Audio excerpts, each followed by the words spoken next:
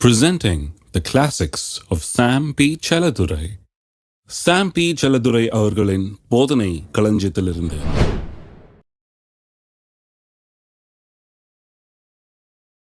லூக்கா எழுதின சுவிசேஷம் 22ஆம் அதிகாரம் 54ஆம் வசனத்திலிருந்து வாசிப்போம். 54 அவர்கள் அவரை பிடித்த பின்பு பிரதான ஆசாரியனுடைய வீட்டில் கொண்டு போய் விட்டார்கள். பேதுருவும் தூரத்தில் பின் சென்றான். அவர்கள் முற்றத்தின் நடுவிலே நெருப்பை மூட்டி அதை சுற்றி உட்கார்ந்தபோது பேதுருவும் அவர்கள் நடுவிலே உட்கார்ந்தான். அப்பொழுது ஒரு வேலைக்காரி அவனை நெருப்பண்டையிலே உட்கார்ந்திருக்க கண்டு அவனை உற்று பார்த்து, இவனும் அவனோடு இருந்தான் என்றாள். அதற்கு அவன், ஸ்திரீயே, அவனை அறியேன் என்று மறுதளித்தான். சற்று நேரத்துக்கு பின்பு வேறொருவன் அவனை கண்டு, நீயும் அவர்களில் ஒருவன் என்றான். அதற்கு பேதுரு, மனுஷனே, நான் அல்ல என்றான். ஏறக்குறைய 1 மணி நேரத்துக்கு பின்பு வேறொருவன் அவனை பார்த்து, மெய்யாகவே இவனும் அவனோடு இருந்தான், இவன் கலிலேயன் தான் என்று சாதித்தான். அதற்கு பேதுரு, மனுஷனே, நீ சொல்லுகிறதை அறியேன் என்றான். அவன் இப்படி சொன்ன உடனே சேவல் கூவிற்று. அப்பொழுது கர்த்தர் திரும்பி பேதுருவை நோக்கி பார்த்தார். சேவல் கூவுறதுக்கு முன்னே நீ என்னை 3 தரம் மறுதளிப்பாய் என்று கர்த்தர் தன்னிடத்தில் சொன்ன வசனத்தை உடனே பேதுரு நினைவு கூர்ந்து வெளியே போய் மனங்கசந்து அழுதான். பேதுருடைய வாழ்க்கையிலே நேர்ந்த ஒரு சம்பவம். இது எல்லாருக்கும் உங்களுக்கு தெரியும். இயேசு ஏற்கனவே சொன்னார், நீ என்னை மறுதளிக்க போகிறேன்னு சொல்லி. அவன் சொன்னான், இல்லை, எங்கே போனாலும் நான் பின்னாடியே வருவேன், நான் மட்டும் உண்மை விட்டு போயிட மாட்டேன்லாம் சொன்னான். கடைசியில் நீங்கள் பார்க்குறீர்கள், இயேசு சொன்னது போலவே அவன் 3 முறை மறுதளித்தான். சேவல் கூவிற்று. உடனே இயேசு அவனை நோக்கி பார்த்தார் என்று சொல்லப்பட்டிருக்கிறது. பேதுரு இயேசு சொன்ன வார்த்தைகளை நினைவு கூர்ந்து வெளியே போய் மனங்கசந்து அழுதான் என்று சொல்லப்பட்டிருக்கிறது. உள்ளத்திலே அவனுக்கு எப்படிப்பட்ட ஒரு பாதிப்பு அன்றைக்கு ஏற்பட்டிருக்கும் என்பதை கொஞ்சம் எண்ணி பார்க்க வேண்டும். இயேசுவை இவ்வளவு காலமாக அறிந்தவன், அவரோடு கூட பிரயாணப்பட்டு எங்கும் சுற்றி தெரிந்து அவருடைய ஊழியத்தை எல்லாம் பார்த்தவன், அவருடைய போதனைகள்லாம் கேட்டவன், அவருடைய சீஷர்களிலே மிகவும் பிரதானமானவன் இவன். இயேசுவை பற்றி நன்றாய் அறிந்தவன் அவன். அப்படி இருந்தவங்க கூட அவனை எனக்கு யாருன்னே தெரியாது, அப்படியே சொல்கிறான்.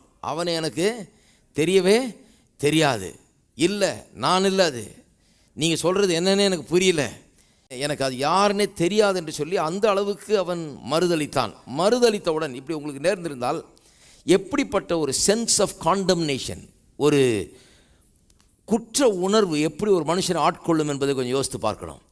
இப்படி நீங்கள் பண்ணியிருந்தா அன்றைக்கு பூரா தூக்கமே வராது. இவ்வளோ காலமாக நண்பராக இருந்தவரை, இவர் தேவனுடைய குமாரன் என்று விசுவாசித்து இவன் அறிக்கையெல்லாம் பண்ணியிருக்கிறான், நீ கிறிஸ்து தேவனுடைய குமாரன் சொல்லி பேதுரு அறிக்கையெல்லாம் செய்திருக்கிறான். இயேசுவிடத்தில் பாராட்டையெல்லாம் பெற்றான். இயேசுமான ரொம்ப மெச்சிக்கொண்டார். இதெல்லாம் நடந்திருக்குது. பிரதான சீஷனவன் இருந்தாலும் இப்படி செய்ததுனாலே அவனுடைய உள்ளத்தில் ஒரு பெரிய குற்ற உணர்வு அன்றைக்கு உண்டாயிருக்க வேண்டும். பிசாசுக்கு குற்ற உணர்வுன்னா ரொம்ப பிரியம் பாருங்கள். அந்த குற்ற உணர்வை வச்சே உங்களை தலையில் போட்டு திருப்பி அடின்னு அடித்து அப்படியே உட்கார வைக்கிறது தான் பிசாசுடைய வேலை. ஒரு சின்ன தவறு செய்துட்டா, வாழ்க்கையில் கொஞ்சம் தவறி போயிட்டா, கொஞ்சம் ஒரு பின்னடைவு, இப்படி வாழ்க்கையில் ஒரு சின்ன ஒரு பயம் அதைரியம் வந்து இப்படி நம்ம ஆவிக்குரிய ஜீவியத்தில் பின்னடைவு ஏற்பட செய்து விட்டால் உடனே பிசாசு அதை ஒரு கருவியாக எடுத்துக்கொண்டு இன்னும் தாழ்த்தி இன்னும் ஒன்றுமில்லாமல் ஆக்குகிறதுக்கு தான் அவன் முயற்சி எடுக்கிறான். இதெல்லாம் பிசாசுடைய கையில் ஒரு ஆயுதமாகி விடுகிறது, குற்ற உணர்வு போன்ற காரியங்கள். அதனால தான் ரொம்ப ஜாக்கிரதையாக இருக்கணும். ஏதாவது வாழ்க்கையில் நம்ம வாழ்க்கையில் தப்பு நேர்ந்துடுற போது, ஏதாவது பின்னடைவுகள் இப்படி ஆவிக்குரிய ஜீவியத்தில் ஏற்படும் போது, நாம் தப்பே செய்துட்டோம்னா கூட அதுக்குன்னு ஒரேடியாக போட்டு நம்ம அள வைத்து நான் ஒன்றுமில்லை, நான் குப்பை, நான் தூசிங்கிற அளவுக்கு நாம் உணர்ந்து கொண்டிருந்தால், எந்நேரமும் நம்ம அடித்து கொண்டிருந்தால் அது சரியே கிடையாது. கர்த்தர் அதை ஒருபோதும் செய்கிறதே கிடையாது. கர்த்தர் உங்கள் ஒவ்வொருவரையும் நேசிக்கிறார் என்பதை நீங்கள் அறிந்து கொள்ள வேண்டும். கர்த்தர் உங்களை அந்த தவறிலிருந்து, அந்த பிழையிலிருந்து உங்களை தூக்கி எடுத்து உங்களை சுத்திகரித்து கழுவி முன்னால் திரும்ப கொண்டு செல்ல வல்லவராக இருக்கிறார். அதுதான் இங்கே வாசிக்கிறோம். மார்க் எழுதின சுவிசேஷம் 16ஆம் அதிகாரத்துக்கு திருப்போம். மார்க் 16 5ஆம் வசனத்திலிருந்து வாசிக்கிறேன். அவர்கள் கல்லறைக்குள் பிரவேசித்து வெள்ளை அங்கி தரித்தவனாய் வலது பக்கத்தில் உட்கார்ந்திருந்த ஒரு வாலிபனை கண்டு பயந்தார்கள். அவன் அவர்களை நோக்கி, பயப்படாதிருங்கள், சிலுவையில் அறையப்பட்ட நசரேயனாகிய இயேசுவை தேடுகிறீர்கள். அவர் உயிர்த்தெழுந்தார், அவர் இங்கே இல்லை, இதோ அவரை வைத்த இடம். நீங்கள் அவருடைய சீஷரிடத்திற்கும் பேதுருவினிடத்திற்கும் போய் உங்களுக்கு முன்னே கலிலேயாவுக்கு போகிறார், அவர் உங்களுக்கு சொன்னபடியே அங்கே அவரை காண்பீர்கள் என்று அவர்களுக்கு சொல்லுங்கள் என்றான். நடுக்கமும் திகிலும் அவர்களை பிடித்தபடியால் அவர்கள் சீக்கிரமாக வெளியே வந்து கல்லறையை விட்டு ஓடினார்கள். அவர்கள் பயந்திருந்தபடியால் ஒருவருக்கும் ஒன்றும் சொல்லாமல் போனார்கள். அங்கே எப்படி மகதலேனா மரியாளும் யாக்கோபின் தாயாகிய மரியாளும் சலோமே என்பவளும் அவருக்கு சுகந்த வர்க்கம் இடும்படி அதெல்லாம் வாங்கி கொண்டு அங்கே கல்லறைக்கு போகிறார்கள். அங்கே கல்லறையில் போனால் அங்கே வேறொரு காட்சியை காண்கிறார்கள். வெள்ளையங்கி தரித்தவனாய் வலது பக்கத்தில் உட்கார்ந்திருந்த ஒரு வாலிபனை கண்டு பயந்தார்கள். அங்கே ஒரு தேவதூதன் இருக்கிறான் பாருங்க. அந்த தேவதூதன் அவர்களுக்கு ஒரு செய்தி தர்றார். என்ன செய்தி? சிலுவையில் அறையப்பட்ட நசரேயனா இயேசுவை தேடுகிறீர்கள், அவர் உயிர்த்தெழுந்தார், அவர் இங்கே இல்லை, அவரை வைத்த இடம்தான் இது, இங்கே அவர் இல்லை. நீங்கள் அவருடைய சீஷரிடத்திற்கு போய் பேதுருவிடத்திற்கும் போய், குறிப்பாக பேதுருவை குறிப்பிட்டு சொல்கிறாங்க. வெறும் சீஷரிடத்திற்கு போய் சொல்லுங்கன்னு சொல்லியிருந்தா பரவாயில்ல. இதை ஏன் வாசித்தேன் என்று சொன்னால், தேவன் ஒரு மெசேஜ் அனுப்புகிறார். இந்த பெண்கள் மூலமாக, இந்த சகோதரிமார்கள் மூலமாக சீஷர்களுக்கு ஒரு மெசேஜ் அனுப்புகிறார். எல்லா சீஷரும் அவருக்கு முக்கியம்தான்.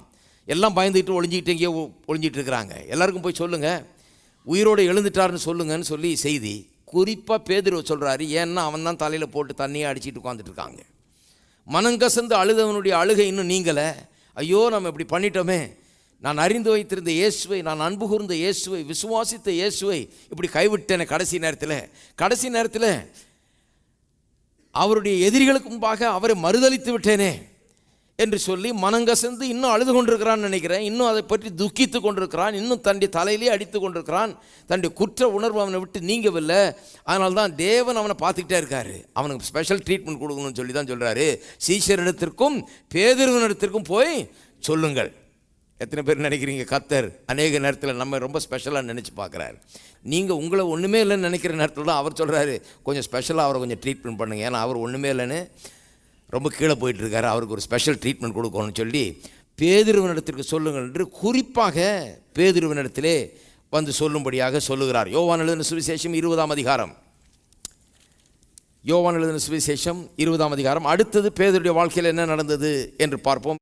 19ஆம் வசனம். வாரத்தின் முதல் நாளாகிய அன்றைய தினம் சாயங்கால வேளையிலே சீஷர்கள் கூடியிருந்த இடத்திலே யூதர்களுக்கு பயந்ததினால் கதவுகள் பூட்டி இருக்கையில், பாருங்கள் எந்த நிலையில் இருக்கிறாங்க, யூதர்களுக்கு பயந்து கதவை பூட்டிக்கிட்டு இருக்கிறாங்க. இயேசு வந்து நடுவே நின்று, உயிர்த்தெழுந்த கிறிஸ்து வந்து நடுவில் நிற்கிறாரு. உங்களுக்கு சமாதானம் என்றார். அவர் இப்படி சொல்லி தம்முடைய கைகளையும் விலாவையும் அவர்களுக்கு காண்பித்தார். சீஷர்கள் கர்த்தரை கண்டு சந்தோஷப்பட்டார்கள். இயேசு மறுபடியும் அவர்களை நோக்கி, உங்களுக்கு சமாதானம் உண்டாவதாக, பிதா என்னை அனுப்பினது போல நானும் உங்களை அனுப்புகிறேன் என்று சொல்லி சொல்கிறாரு. இப்போ நீங்கள் புறப்பட்டு போக வேண்டிய நேரம், சுவிசேஷத்தை அறிவிக்க வேண்டிய நேரம். பிதா என்னை எப்படி அனுப்பிச்சு இந்த உலகத்தில் சுவிசேஷத்தை பிரசங்கிக்க அனுப்பிச்சாரோ அது போலவே, பிதா அனுப்பினது போலவே நான் உங்களை அனுப்புகிறேன் என்று சொல்லி அவர்கள் மேல் ஊதி பரிசுத்தாவியை பெற்றுக்கொள்ளுங்கள். எவருடைய பாவங்களை மன்னிக்கிறீர்களோ அவைகள் அவர்களுக்கு மன்னிக்கப்படும், எவருடைய பாவங்களை மன்னியாது இருக்கிறீர்களோ அவைகள் அவர்களுக்கு மன்னிக்கப்படாது இருக்கும் என்றார். அப்போ பாருங்கள், இங்கே பேதுருடைய வாழ்க்கையில் அடுத்து நடக்கிற இந்த சம்பவத்தை பார்க்கிறோம். இயேசு வர்றாரு, காட்சி அளிக்கிறார், அவள் மேலே ஊதி பரிசுத்தாவியை பெற்றுக்கொள் என்று சொல்கிறார். அன்றைக்கு தான் இவர்கள் மறுபடியும் பிறக்கிறார்கள். தேவ ஆவியானவர் அவர்களுக்குள்ளே வந்து குடியிருக்க வருகிறார். அன்றைக்கு ஏதோ ஒரு விசேஷமாக அவருடைய வாழ்க்கையில் நடக்கிறது. இவர்களுக்காக கல்வாரி சிலுவையில் பலியான இயேசு கிறிஸ்து தம்முடைய இரத்தத்தை சிந்தி பிதாவிடத்தில் சென்று இவர்களுக்காக பாவ நிவாரண பலியின் இரத்தத்தை சமர்ப்பித்து வந்திருக்கிறபடினால், எல்லா வேலையும் முடிச்சிட்டதுனால இப்பொழுது பரிசுத்த ஆவியை அவர்களுக்குள்ளே அனுப்ப முடியும், பரிசுத்த ஆவியானவர் அவர்களுக்குள்ளே நுழைய முடியும், பரிசுத்த ஆவியானவர் அவர்களுக்குள்ளே வந்து வாசம் பண்ண முடியும். அதுதான் இங்கே நடக்கிறது. பழைய ஏற்பாட்டு காலத்தில் எந்த மனுஷனுக்குள்ளாகவும் பரிசுத்த ஆவியானவர் வாசம் பண்ணவில்லை. இப்பொழுது பரிசுத்த ஆவியானவர் வந்து இவர்களுக்குள்ளே வாசம் பண்ணும்படியாக இயேசு வந்து ஊதுகிறார், பரிசுத்த ஆவியை பெற்றுக்கொள்ளுங்கள் என்று சொல்லுகிறார். இப்போ பாருங்கள், யோவான் எழுதின சுவிசேஷம் 21ஆம் அதிகாரம் 1 முதல் 3 சொல்லி என்ன பண்ணுறாரு, எதுக்காக ஊதினார்? பரிசுத்த ஆவி உள்ளே போய் குடியிருக்கணும். அது மட்டும் இல்லாமல் நீங்கள் இயேசுவை போலவே சென்று அங்கேயும் சுவிசேஷத்தை அறிவிக்க வேணும் என்று சொல்லி தான் இதை செய்கிறாரு. 21ஆம் அதிகாரம் 1 முதல் 3 வசனம் வாசிங்க. என்ன பண்ணாங்க உடனேங்கிறது தெரியும். எவைகளுக்கு பின்பு இதெல்லாம் நடந்த பின்பு இயேசு திபேரியா கடற்கரையில் மறுபடியும் சீஷருக்கு தம்மை வெளிப்படுத்தின விவரமாவது, சீமோன் பேதுருவும் திதுமு என்னப்பட்ட தோமாவும் கலிலேயா நாட்டிலுள்ள கானா ஊரானாகிய நாத்தான்வேலும் செபதேயின் குமாரரும் அவருடைய சீஷர்கள் வேறு 2 பேரும் கூடியிருக்கும்போது சீமோன் பேதுரு மற்றவர்களை நோக்கி, மீன் பிடிக்க போகிறேன் என்றான். அதற்கு அவர்கள், நாங்களும் உம்முடனே கூட வருகிறோம் என்றார்கள். அவர்கள் புறப்பட்டு போய் உடனே படவில் ஏறினார்கள். அந்த ராத்திரியில் அவர்கள் ஒன்றும் பிடிக்கவில்லை. என்ன நடந்துகிட்டு இருக்குதுன்னு கொஞ்சம் பார்க்கணும். பேதுரு முதல்ல ஒரு தப்பை பண்ணிட்டான், இயேசுவை மறுதளிச்சிட்டான். மறுதளிச்சிட்ட பிறகு மனங்கசந்து அழுகிறான். இயேசு சிலுவையில் அறையப்பட்டு விட்டார், இவன் மறுதளிச்சிட்டான், மனங்கசந்து அழுது கொண்டிருக்கிறான். உயிர்த்தெழுந்த கிறிஸ்து அந்த தேவதூதன் மூலமாக ஒரு செய்தியை அந்த பெண்களிடத்தில் சொல்லி அனுப்புகிறார். போய் சீஷர்கிட்ட சொல்லுங்கள், விசேஷமாக பேதுருகிட்ட சொல்லுங்கள், அவர் அழுதுட்டு இருக்கிறாருங்க, ரொம்ப குற்ற உணர்வில் பாதிக்கப்பட்டிருக்கார், விசேஷமாக அவர்கிட்ட சொல்லுங்கன்றாங்க. இப்படி அவரை விசேஷமாக தேவன் எண்ணி பார்க்கிறார். பிறகு சீஷர்களுக்கு காட்சி அளித்து அவள் மேலே ஊதி பரிசுத்தாவியை பெற்றுக்கொள்ளுங்கள், பிதா என்னை எப்படி அனுப்பினாரோ அப்படியே நான் உங்களை அனுப்புகிறேன் என்று சொல்லி எல்லாம் சொல்கிறாரு. போக வேண்டிய ஆட்கள், போய் சுவிசேஷத்தை அறிவிக்க வேண்டிய ஆட்கள், உயிர்த்தெழுந்த கிறிஸ்துவை பிரகடனப்படுத்த வேண்டிய ஆட்கள் இப்போ என்ன பண்ணுறாங்க? மீன் பிடிக்க போவோம் பாருங்கள். பேதுரு தான் அதை முதல்ல சொல்கிறாரு. எப்பேற்பட்ட அனுபவம் பாருங்கள். ஒரு ஆள் செத்து உயிரோடு எழுந்து காட்சி அளித்து ஊதி பரிசுத்தாவியை பெற்றுக்கொள்ளுங்கன்னு சொல்லி, பிதா என்னை எப்படி அனுப்பினாரோ அப்படியே நான் உங்களை அனுப்புகிறேன்னு சொல்லி எல்லாம் பண்ண பிறகு இவருக்கு அந்த இதே இல்லை பாருங்கள். இன்னும் ஏதோ பாதிப்பு இருந்து கொண்டிருக்கார். சொல்கிறாரு, மீன் பிடிக்க மனசு சரியில்லைப்பா, பேசாமல் பழைய தொழிலுக்கே போயிடலாம். இன்னும் அந்த குற்ற உணர்வு என்னை விடலை, இன்னும் அது உள்ளே என்னை வருத்திக்கிட்டே இருக்குது, உள்ளே அழுது கொண்டே தான் இருக்கிறான். இன்னும் மீன் பிடிக்க போவோம் வாருங்கள்ன்றான். இவன் போனது மட்டும் இல்லாமல் மீதி சீசரையும் இழுத்துக்கிட்டு மீன் பிடிக்க போவோம் வாருங்கள் என்று போகிறார்கள். இப்போ பாருங்கள், அப்போஸ்தலர் 2ஆம் அதிகாரம். அப்போஸ்தலர் 2ஆம் அதிகாரத்தில் பார்த்தீங்கன்னா 15ஆம் வசனத்திலே, நீங்கள் நினைக்கிறபடி இவர்கள் வெறி கொண்டவர்கள் அல்ல, பொழுது விடிந்து 3ஆம் மணி வேளையாக இருக்கிறதே. இந்த சம்பவம் உங்களுக்கு தெரியும். பெந்தேகோஸ்து நாளில் பரிசுத்த ஆவியை ஊற்றி அங்கெல்லாம் பரிசுத்த ஆவியினால் நிரம்புகிறார்கள். அந்த மேலறையில் கூடியிருந்தவர்கள் எல்லாரும் ஆச்சரியப்பட்டு அவர்களை பார்த்து, இவர்கள் பேசுகிற பாஷையை குறித்தெல்லாம் இவர்களை பார்த்து, இப்படியெல்லாம் பேச கேட்குறோமே, இது எப்படி இந்த பாஷையிலெல்லாம் பேசுகிறார்கள் என்று சொல்லி எல்லாரும் ஆச்சரியப்படுகிறார்கள். மற்றவர்கள் என்ன பண்ணுறாங்க? இவர்கள் மதுபானத்தினால் நிறைந்திருக்கிறார்கள் என்று சொல்லி இப்படி குற்றஞ்சாட்டுகிறார்கள். அதுக்கு நடுவில் பேதுரு எழுந்து சொல்கிறாரு, நீங்கள் நினைக்கிறபடி வெறி கொண்டவர்கள் அல்ல இவர்கள், பொழுது விடிந்து 3ஆம் மணி வேலையாக இருக்கிறதே. சொல்கிறாரு, காலை வேலையாக இருக்குது, காலையில் யாராவது குடிப்பாங்களா? காலையில் குடிக்கிற ஆளுங்களும் இருக்கிறாங்க இப்போ. ஆனால் பொதுவாக ஒரு மனுஷன் நான் காலையில் குடிக்க மாட்டான். ராத்திரியில் குடிக்கிறதே தப்பு, காலையில் குடிக்கிற ஆளுங்க ரொம்ப மகா தப்பு. அது சாதாரணமாக எல்லோரும் பண்ணுறதில்ல. சொல்கிறாரு, கால நேரமாக இருக்குது, இப்போ இந்த நேரத்தில் யாராவது குடிப்பாங்களா, மதுபான வெறியர்கள் என்று சொல்லுகிறீர்கள்னு சொல்லி விளக்கம் கொடுக்க ஆரம்பிக்கிறார். ஆரம்பித்து பிரசங்கம் பண்ணுறார் பாருங்கள். 15ஆம் வசனத்திலேருந்து பார்த்தீங்கன்னா ஒரு பெரிய பிரசங்கத்தையே பண்ணுறார். என்ன பிரசங்கம்? இந்த உயிர்த்தெழுந்த கிறிஸ்துவை பற்றி, எப்படி இவர்கள் அவரை சிலுவையில் அறைந்தார்கள், இவர் தேவனுடைய குமாரனாக இருக்கிறார், இவரை தேவன் மறுபடியும் உயிரோடு எழுப்பி இருக்கிறார், இதை குறித்தெல்லாம் சங்கீதத்தில் சொல்லியிருக்குது, 16 சங்கீதத்தில் நல்லா சொல்லி பெரிய பிரசங்கமே பண்ணி ஒரு பெரிய வெளிப்பாடு கிடச்சிருக்கு பாருங்கள். என்னமோ ஆயிடுச்சு பேதுருக்கு நடுவில், என்னமோ ஒரு சேஞ்ச், ஒரு மாற்றம் ஒன்றாக இருக்கிறது. மீன் பிடிக்க போகிறேன்னு நின்ற ஆள், மனங்கசந்து அழுது கொண்டிருந்த ஆள், ரொம்ப சோர்ந்து போயிருந்த ஆள், தனக்கு செய்கிறதுக்கு ஒன்றும் இல்லை, பேசாமல் மீன் பிடிக்கிற தொழில் தான் திருப்பி போகணும்னு நினச்ச ஆள் எனக்கு பிரமாதமாக பிரசங்கம் பண்ணுறாரு. 38ஆம் வசனத்தில் அங்கே பிரசங்கம் முடிவில் வருது பாருங்கள். அங்கே சொல்கிறார், பேதுரு அவர்களை நோக்கி, நீங்கள் மனம் திரும்பி ஒவ்வொருவரும் பாவ மன்னிப்புக்கென்று இயேசு கிறிஸ்துவின் நாமத்தினாலே ஞானஸ்தானம் பெற்றுக்கொள்ளுங்கள், அப்பொழுது பரிசுத்தாவியின் வரத்தை பெறுவீர்கள் என்று சொல்கிறார். மனம் திரும்புகள்னு தைரியமாக பிரசங்கம் பண்ணுறார். யாருக்கு பிரசங்கம் பண்ணுறாரு? எந்த ஜனங்கள் இவரை சிலுவையில் அறையுங்கள் என்று சொன்னார்களோ, எந்த தலைவர்கள் இவரை சிலுவையில் அறையும்படி ஒப்பு கொடுத்தார்களோ, அவர்களுக்கு எல்லாருக்கும் முன்னால் நின்று கொண்டு சொல்லுகிறார், மனம் திரும்புங்கள், பாவ மன்னிப்புக்கென்று எல்லாரும் போய் ஞானஸ்தானம் பெறுங்கள் என்று அங்கே சொல்லுகிறார். பாருங்கள், அதுக்கப்புறம் ஒரு நாளும் திரும்ப மீன் பிடிக்க போகிறோன்ற பேச்சுக்கு இடமே, அந்த பேச்சு அதுக்கப்புறம் வர்றதே கிடையாது. அன்றைக்கு 3000 பேர் சபையில் சேர்க்கப்பட்டார்கள். அப்புறம் போக போக ஆயிரக்கணக்கான பேர் சேர்க்கப்பட்டார்கள். இப்போ 3ஆம் அதிகாரத்துக்கு போனீங்கன்னா 1ஆம் வசனத்திலிருந்து வாசித்து பார்த்தீர்கள் என்றால், அங்கே தாயின் வயிற்றிலிருந்து சப்பானியை பிறந்த ஒரு மனுஷனை சுமந்து கொண்டு வந்தார்கள். தேவாலயத்திலே பிரவேசிக்கிறவர்களிடத்தில் பிச்சை கேட்கும்படியாக. அவனை பார்த்து பேதுரு சொல்லுகிறார், இயேசுவின் நாமத்திலே எழுந்து நட என்று சொல்லுகிறார். கையை பிடிச்சி தூக்கி விட்டு அவன் குதித்து ஆண்டவரை துதிக்க ஆரம்பிச்சிட்டான். இது ஒரு பெரிய புரட்சியை அங்கே உண்டு பண்ணி விட்டது. எல்லாரும் கேட்குறாங்க, எப்படி இதை செய்தீர்கள் என்று சொல்லி. அவர்களுக்கெல்லாம் பதில் சொல்லும் விதமாக சொல்லுகிறான், இது இயேசுவின் நாமத்திலே செய்யப்பட்டது, நீங்கள் சிலுவையில் அறிந்த கிறிஸ்துவை தேவன் மறுபடியும் எழுப்பினார், அவருடைய நாமத்தில் இருக்கிற அதிகாரத்தினாலே இதெல்லாம் செய்தோம் என்று அவர் சொல்லுகிறார். 4ஆம் அதிகாரத்தில் பார்த்தீங்கன்னா, இவர்கள் பிரசங்கிக்க கூடாது என்று சொல்லி தடை போடப்பட்டிருந்தது அன்றைய சமுதாயத்திலே, அந்த பட்டணத்திலே. இனிமேல் இந்த இயேசுவின் நாமத்தை பிரசங்கம் பண்ணாத, இது ஒரு பெரிய புரட்சியை ஏற்படுத்துது, பண்ணாதேன்னு சொல்லி அவள் சட்டம் போட்டிருந்தாங்க. இவர்களுக்கு தடை விதித்திருந்தார்கள். ஆனால் அவர்கள் அதையும் கேட்காம பிரசங்கம் பண்ணுகிறார்கள். நாங்கள் உம்முடைய வார்த்தையை கேட்குறதா இல்லை தேவனுடைய வார்த்தைக்கு கீழ்ப்படுகிறதா? நாங்கள் தேவனுடைய வார்த்தைக்கு தான் கீழ்ப்படுவோம் என்று சொல்லி பிரசங்கம் பண்ணி கொண்டிருக்கிறார்கள். 5ஆம் அதிகாரத்தில் பார்த்தீங்கன்னு சொன்னால் இதெல்லாம் ஏன் நடக்குதுன்னு பாருங்கள். ஏன் நடக்குதுன்னு சொன்னால், அப்போஸ்தலர் நடவடிக்கைகள் 1ஆம் அதிகாரத்திலே இப்படி சொல்லப்பட்டிருக்கிறது. 8ஆம் வசனத்திலே, பரிசுத்த ஆவி உங்களிடத்தில் வரும்போது நீங்கள் பலனடைந்து எருசலேமிலும் யூதேயா முழுவதிலும் சமாரியாவிலும் பூமியின் கடைசி பரியந்தமும் எனக்கு சாட்சியாய் இருப்பீர்கள் என்று சொன்னார். என்ன சொன்னார் இயேசு? பரிசுத்த ஆவி உங்களிடத்தில் வரும்போது நீங்கள் பலனடைந்து எனக்கு சாட்சியாய் இருப்பீர்கள், எங்கும் உலகம் முழுவதும் எனக்கு சாட்சியாய் இருப்பீர்கள் என்று சொன்னார். ஏதோ ஒரு வல்லமை நீங்கள் பெற்றுக்கொள்ள போறீர்கள், பரிசுத்த ஆவியின் வல்லமை. அந்த வல்லமையை பெற்ற பிறகு எனக்காக நீங்கள் சாட்சியாய் இருப்பீர்கள் என்று சொன்னார். இப்போ நீங்கள் அது எப்படி சாட்சியாக இருந்தாங்கன்னு 5ஆம் அதிகாரம் 28ஆம் வசனத்திலிருந்து வாசிக்கிறேன். நீங்கள் அந்த நாமத்தை குறித்து போதகம் பண்ணக்கூடாது என்று நாங்கள் உங்களுக்கு உறுதியாய் கட்டளையிடவில்லையா? அவங்க கேட்குறாங்க. அப்படி இருந்தும் இதோ எருசலேமை உங்கள் போதகத்தினாலே நிரப்பி அந்த மனுஷனுடைய இரத்தப்பழியை எங்கள் மேல் சுமத்த வேண்டும் என்று இருக்கிறீர்கள் என்று சொன்னான். மீன் பிடிக்க போயிடலான்னு சொல்லி சோர்ந்து போயிருந்த ஆள் இன்னைக்கு எருசலேமையே ஒரு கலகலன்னு கலக்கிட்டார்.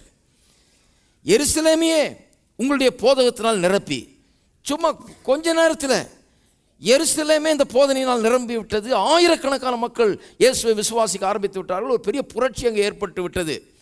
சோர்ந்து போயிருந்த பேதுரு, மனங்கசந்து அழுது கொண்டிருந்த பேதுரு, வேணாம் பேசாமல் மீன் பிடிக்க போயிடலாம்னு நினச்ச பேதுரு. பாருங்கள், எத்தனையோ நேரத்தில் வாழ்க்கையில் சில நேரத்தில் மனிதர்களாகிய நாம் பல விதத்தில் சோர்வுற்று பின்னடைவு ஏற்பட்டு இப்படியெல்லாம் நடக்குது பாருங்கள். இருந்தாலும் கர்த்தர் நம்ம விடுவதில்லை. கர்த்தர் வந்து நம்மை சந்தித்து நம்ம மறுபடியும் சரியான வழியில் செலுத்துகிறார். அதுதான் இங்கே பார்க்குறோம். 29 அதற்கு பேதுரும் மற்ற அப்போஸ்தலரும் மனுஷருக்கு கீழ்ப்படுகிறதை பார்க்கலும் தேவனுக்கு கீழ்ப்படுகிறதே அவசியமாக இருக்கிறது சொல்கிறாங்க. அவங்களுக்கு நீங்கள் தடை போட்டால் அதெல்லாம் நாங்கள் கவலைப்படுறதில்லை. மனுஷருக்கு கீழ்ப்படுகிறதை பார்த்துக்கலும் தேவனுக்கு கீழ்ப்படுகிறதே அவசியமாக இருக்கிறது. நீங்கள் மரத்திலே தூக்கி கொலை செய்த இயேசுவை நம்முடைய பிதாக்களின் தேவன் எழுப்பி இஸ்ரவேலுக்கு மனம் திரும்புதலையும் பாவ மன்னிப்பையும் அருளுவதற்காக அவரை அதிபதியாகவும் இரட்சகராகவும் தமது வலது பாரசத்திலே உயர்த்தினார். இந்த சங்கதிகளை குறித்து நாங்கள், இங்கே தான் கவனிக்கணும் 32ஆம் வசனத்தை, இந்த சங்கதிகளை குறித்து நாங்கள் அவருக்கு சாட்சிகளாக இருக்கிறோம். தேவன் தமக்கு கீழ்ப்படுகிறவர்களுக்கு தந்திருந்த பரிசுத்த ஆவியும் சாட்சி என்றார்கள். பாருங்க, நாங்கள் சாட்சியாக இருக்கிறோம், தேவன் எங்களுக்கு அனுப்பி இருக்கிற இந்த பரிசுத்த ஆவியும் சாட்சி. நாங்கள் மட்டும் சாட்சி இல்லை, அவரும் சாட்சி.